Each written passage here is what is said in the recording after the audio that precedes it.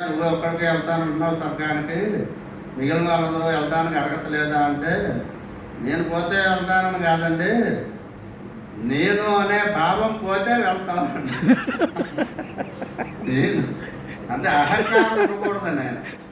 నేను అనే అహంకారం, నేను పోతే వెళ్తాను. ఆ నేను అనే అహంకారం పోవాలి, అది పోతే అప్పుడు వెళ్తాను స్వర్గానికి అని చెప్పాడు.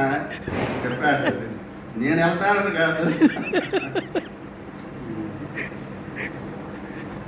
అసోమయా హతశత్రు హనిష్యే చాపరానపే ఈశ్వరోహమహం భోగి సిద్ధోహం బలవాన్ సుఖే. నేను ఈ శత్రువుని వధించాను అంటే చంపాను, ఇతర శత్రువులను కూడా వధిస్తాను. నేనే సర్వాధిపతిని, సమస్త సుఖభోగములను అనుభవించగలవాడును. నేనే సిద్ధులనియు నా గుప్పిటనే ఉన్నాయి, నేనే గొప్ప బలవంతుడును అని చెప్పి అనుకుంటూ ఉంటారు. యశుర స్వభావం గలవాడు. ఆట్యో విజానవానస్మి పుణ్యోస్తి సదృశోమయ యక్షే దాస్యామి మోదిష్య యుక్తి జ్ఞాన విమోహిత. నేనే గొప్ప ధనవంతుణ్ణి, మిక్కిలి పరవారం గలవాడను, నాతో సమానుడైన మరొకడు ఎవరు లేరు. నేనే యజ్ఞములు చేయగలను, దానములు చేయగలను అని యథేచ్ఛగా వాళ్ళు అనుకుంటూ ఉంటారు ఈ అసుర స్వభావం గలవాళ్ళు.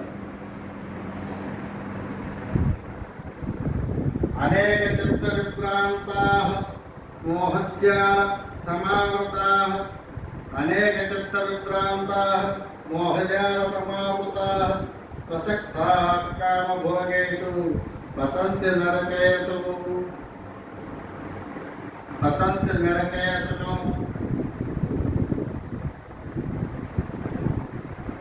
ఈ అజ్ఞాన మోహం బాగా ఎక్కువగా పెరిగిపోయే వాళ్ళకి ఈ చిత్త భ్రమణానికి లోనై మోహజాలం ముందు చెప్పుకుని అదో లక్షణాలు గలవాళ్ళు విషయభోగములందే మిక్కిలి ఆసక్తులే ఘోర నరకాల్లో పడిపోతూ ఉంటారు.